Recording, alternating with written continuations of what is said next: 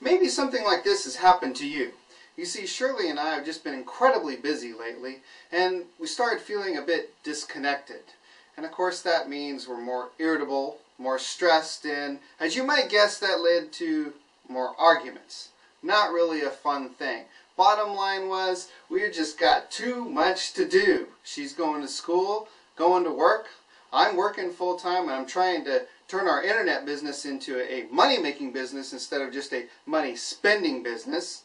And then we got the boys. Well, they're actually young men. They're living with us, but still we have some things we need to take care of there. Plus you got the house, the car.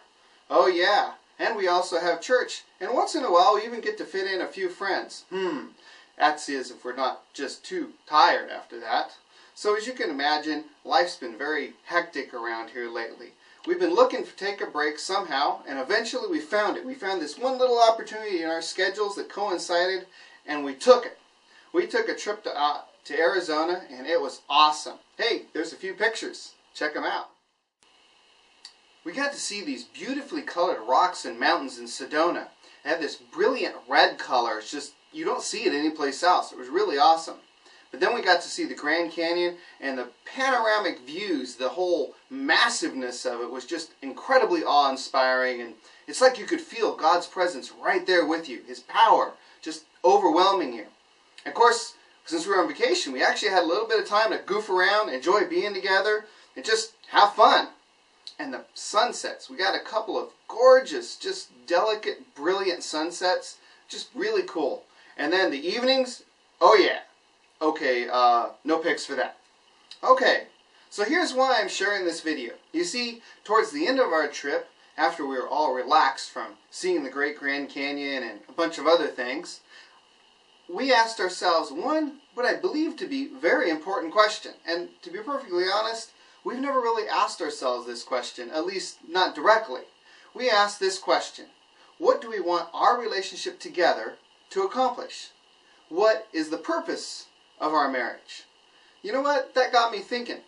It got me thinking that there's probably at least four purposes, four major purposes anyway, to marriage. One, making us happy. We all like to be happier. We feel like being together is better than being alone. We enjoy being happier. We enjoy being together.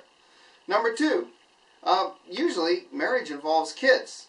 It involves raising the kids, supporting the kids. Number three, marriage can also help us become better people.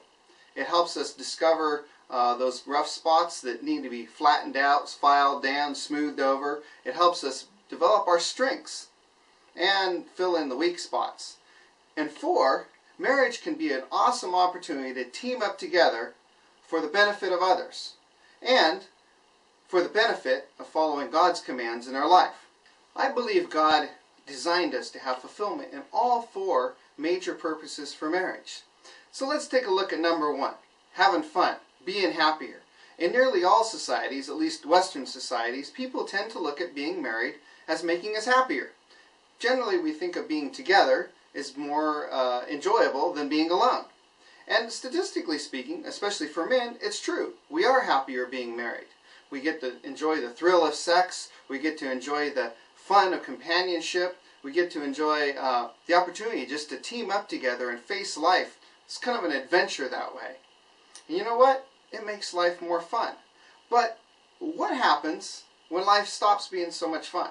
What happens when things get difficult? If that's our only purpose for a marriage, then what are we supposed to do when, you know what, it's just difficult to be with this person? And it's not fun anymore, and you're not really being happy anymore. What is the motivation to work things out? What is the motivation to even stay married?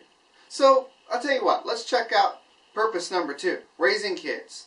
It's pretty much agreed that when you have two parents together raising children, as long as those parents get along, the kids end up being more successful adults. They have a better start in the world, a better start in their life. So, raising kids is very much a legitimate purpose and a reason for marriage. But then you got to ask yourself, after you've done your best, you've worked to raise these wonderful kids, they've gone out on their own, they've been successful, and now they've moved on, what is there to hold you together? What happens when life's difficult and the kids are gone? And that purpose no longer really exists. At that point, you can do it living in two separate houses, right? So maybe there's more. Maybe there's a higher purpose. Let's check out purpose number 3. What about us becoming better people? Better human beings? Closer to the original design that God had for us. You see, most of us have lots of abilities and capabilities that we don't fully live up to. And having another person with us that kind of pushes us and nudges us to move forward and expand our horizons, push our comfort zone just a little further, can help us grow and become better people. And you know what? Those annoying habits that your spouse has, the ones you hate, the ones that get on your last nerve, those can also help us grow too. You see, Christ wants to develop His character in us. And part of that character is patience and tolerance and love. And what better way to practice those skills and practice learning how to use them in day-to-day life than to be living with somebody that on some days just annoys you? Guess what? Sometimes even those annoying things, I believe God is designed to actually use to build us into better people, more Christ-like people with a character that matches His own. But perhaps there may be even a higher purpose. Perhaps number 4, teaming up together for something bigger than ourselves, bigger than just the two of us. Maybe that can deepen our relationship, add a greater dimension to it, a fuller, richer experience in our marriage. I noticed that it seems to be a biblical principle. You see, the very first day that God created Adam, He looked at Adam and He said, "It's not good for man to be alone." And He created Eve. But not only that, later on, when you look through the Bible, you get clear over to the New Testament, He sent out the disciples, 2 by 2, on a mission to share His love, His truth, His life-changing wisdom with the people. Ultimately, they were on a mission from God Himself to change eternity. I've come to believe that our mission as husbands and wives, as Christian husbands and wives, is ultimately the Great Commission that Christ gave to His disciples. Go tell the world about His love, about His wisdom. Bring them to Him and allow Him to bring them eternal life and change eternity. Now, how would that affect us? How would that affect our relationship between the two of us? Well, think about it for a minute. We've all seen action movies, where there's some big giant threat that's going to destroy the whole world. It might be an asteroid coming to hit Earth. It might be a terrorist with some atomic bomb that's in danger of blowing up and starting World War III or something like that. But there's usually 1 or 2 or maybe a small group of people that have to solve this problem and save the world. If you think about it, more than likely we're not personally going to be involved in something like that. But on the other hand, as agents of Christ, called to bring other people to Him, in fact, we can touch something as giant as eternity. You see, if one person comes to Christ and ends up in heaven that wouldn't otherwise be there because of us teaming up together to share His love with that person, we have touched and changed eternity forever.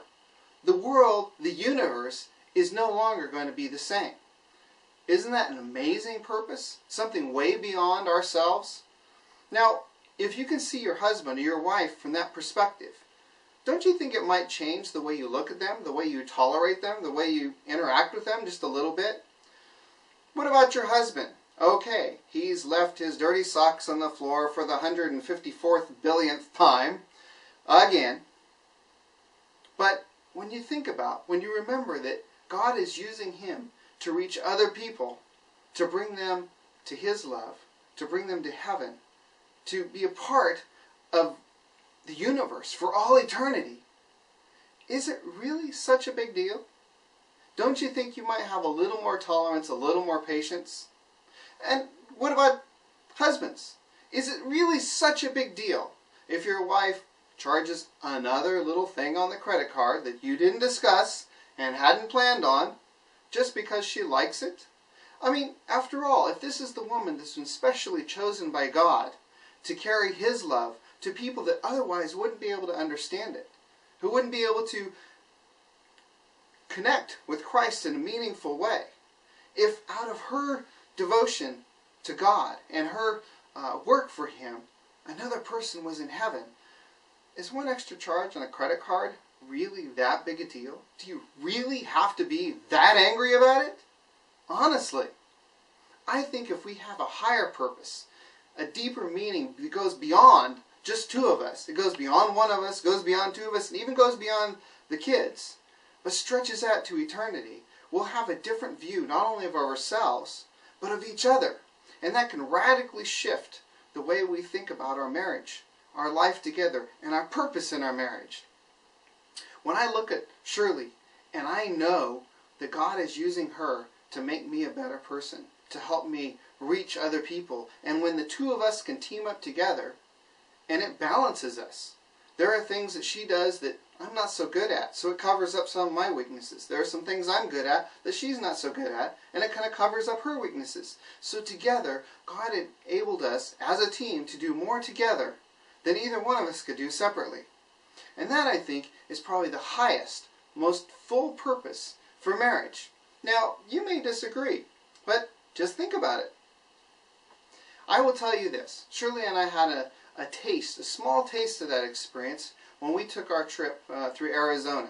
You see, we stopped in Lake Havasu City, and I had the opportunity, we both had the opportunity, to share at my former church there in Lake Havasu City. I had the opportunity to present the message, and Shirley had the opportunity to sing 2 songs. And I got to tell you, watching her sing out her heart with her beautiful, clear, amazing voice, singing God's Word, was just a powerful experience and humbling.